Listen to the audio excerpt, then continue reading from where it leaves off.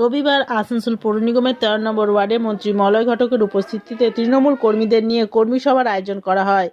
এদিন এই কর্মী সভায় উপস্থিত ছিলেন আসানসোল পৌর নিগমের যুগ্ম ডেপুটি মেয়র অসীমুল হক ও অভিজিৎ ঘটক, বড় চেয়ারম্যান অনিমেষ দাস ও উৎপল সিনহা, এমএমআইসি গুরদাস চ্যাটার্জি সহ স্থানীয় কাউন্সিলর রীনা মুখার্জি ও তৃণমূল কংগ্রেসের নেতৃত্বরা। মন্ত্রী মলয় ঘটক সকল তৃণমূল কর্মীদের ঐক্যবদ্ধ হয়ে প্রচার করতে বলেন এবং ভোটারদের কাছে বিজেপি সরকারের সরকারি সম্পত্তি বিক্রি করার চক্রান্তের কথা বোঝানোর জন্য আবেদন করেন। Green Asansol, clean Asansol.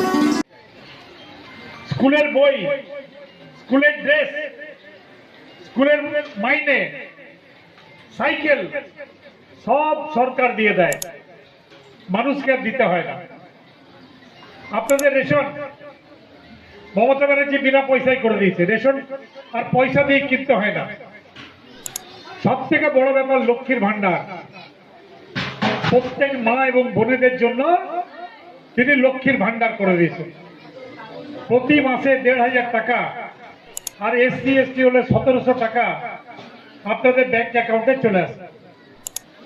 যে সমস্ত ভাইরা স্কুল ফাইনাল পাস করেছেন, এখনো পর্যন্ত চাকরির চেষ্টা করছেন, উপস্থিত আছেন পশ্চিমবঙ্গ সরকারের মাননীয় মন্ত্রী, আসানসোল উত্তরের বিধায়ক, আমাদের অভিভাবক মাননীয় শ্রী মলয় ঘটক মহাশয়। উপস্থিত আছেন আমাদের আসানসোল উত্তরের 2 ব্লকের প্রেসিডেন্ট, আমাদের মধ্যে মেয়র পরিষদ সদস্য গুরুদাস চ্যাটার্জি উপস্থিত আছেন এবং অনির্বাণ দাস বড় চেয়ারম্যান আছেন। এছাড়াও ডেপুটি মেয়র আমাদের মধ্যে উপস্থিত আছেন। মাননীয় মুখ্যমন্ত্রী মমতা বন্দ্যোপাধ্যায়, তিনি যেভাবে বাংলার